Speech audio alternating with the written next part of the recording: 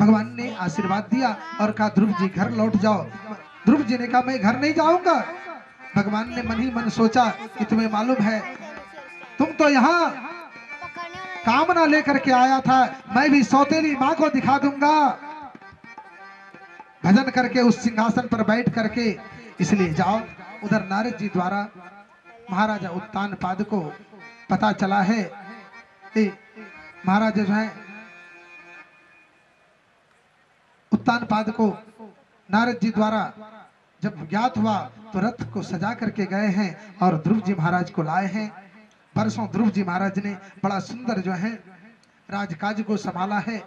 एक दिन की बात है, ध्रुव जी महाराज का जो छोटा भाई है उत्तानपाद,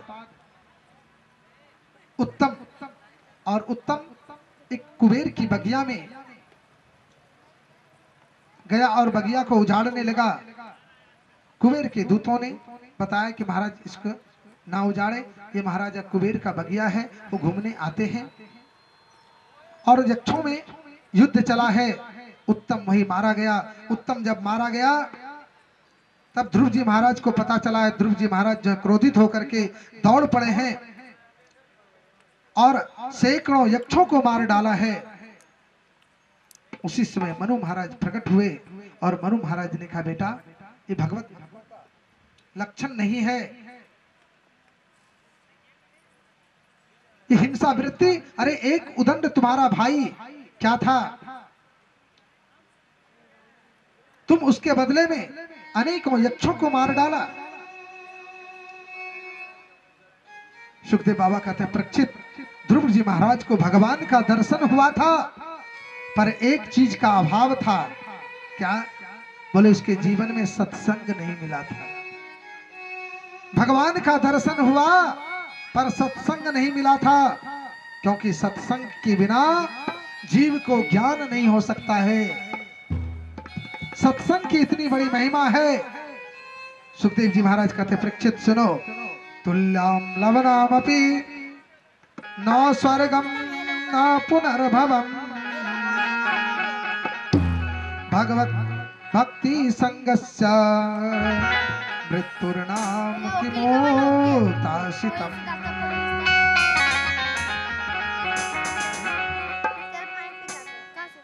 तात स्वर्ग अपभर सुखा धैर्य तुला एक अंग, तुले न ताही सकल मिले जो सुख लब सत्संग।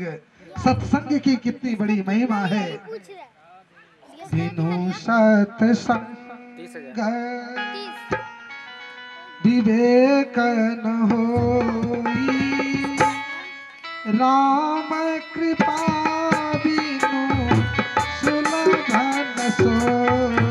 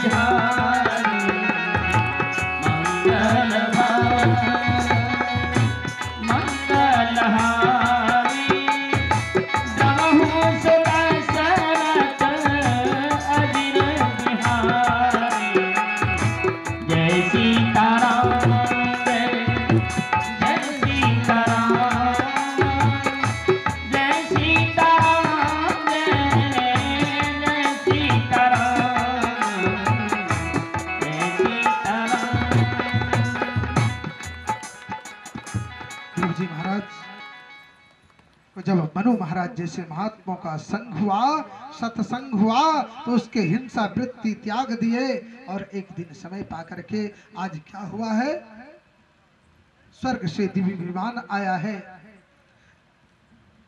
ध्रुव जी महाराज को ले जाने के लिए ध्रुव जी महाराज ने कहा कि थोड़ा संध्या वंदन कर दूं करके, और जो ही जाना चाहा उसी समय मृत्यु देवी प्रकट हो गई और कहा कि महाराज ये मृत्यु लोक है, मुझे स्वीकारें। ध्रुव जी महाराज ने देवदूतों की ओर देखा, देवदूतों ने इशारा किया कि महाराज उसे सिर झुकाने बोलो। जो ही सिर झुकाया तो मृत्युर्मूर्धनम पदम दत्वा आरूहो अद्भुतम गृहम। मृत्यु के सिर पर पैर रख करके ध्रुव जी महाराज परम धाम को जाने लगे। लेकिन ध्रुव जी महाराज का चेहरा उदास है, लटका हुआ है। देवदूतों ने पूछा, महाराज आप उदास क्यों हैं? बोले, क्या करूं, जिन मैया के प्रभाव से आज मुझे प्रभु का दर्शन हुआ, प्रभु का धाम में जा रहा हूं, और जल्दी जल्दी में उस मैया को ही मैं छोड़ करके चल दिया। बोले, महाराज अरे जिस मैया ने आप जैसे संतान को जन्म दिया हो, वो मैया पीछे नहीं हो, देखिए अगला विमान है ना, उसमें आपकी माता जी जा रहे हैं। ध्रुव जी महाराज बड़े प्रसन्न हो गए। बोलो सच्चिदानंद भगवान की। इस प्रकार समय का अभाव, इसलिए समास और व्यास पद्धति से के बाद तो फिर वही का खाना पकाना तो जीवन। कल भगवान का प्राकट होगा। कल सभी लोग अपने अपने घरों से माखन, मिश्री, टॉफी, प्रसाद, है ना, बट्टे में जो जाते हैं, क्या क्या लगता है भाई?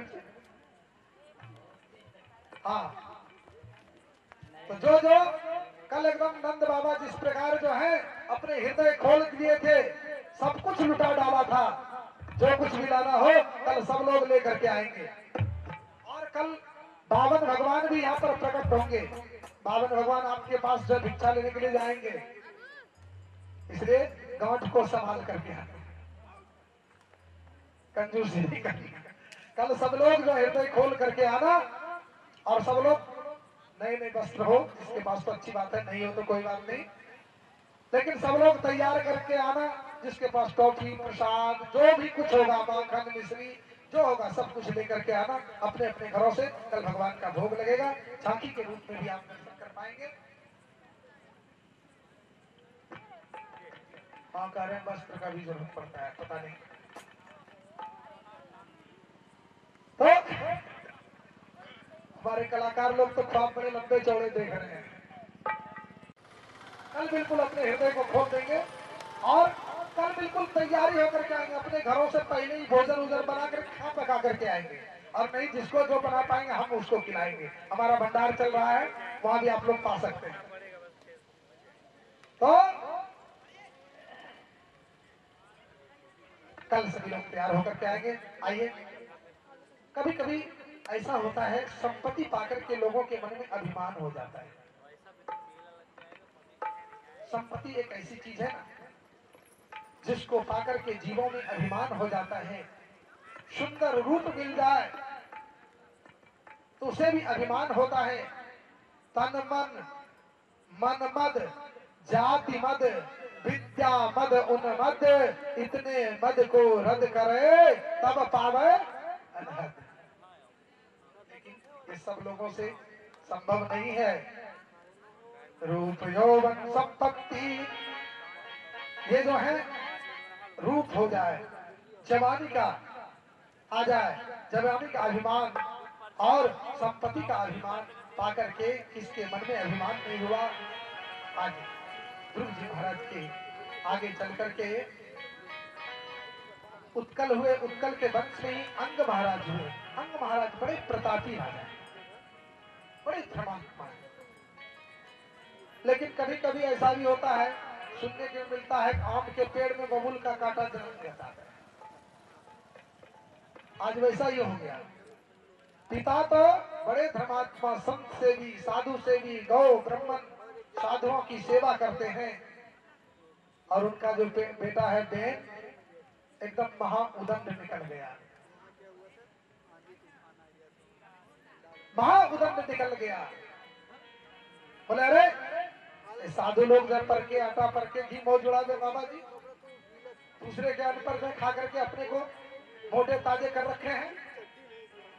इसको खिलाना बंद करो, यज्ञ करना बंद करो, हवन करना बंद करो, गौ सेवा करना बंद करो। यदा देवेषु वेदेषु गौ विप्रेषु साधुषु धर्मये च विद्वेषः क्षमा अश्रो विनश्यति। उधर भगवान का तो संकल्प है कि जो धर्म के ऊपर कुठाराघात करता है,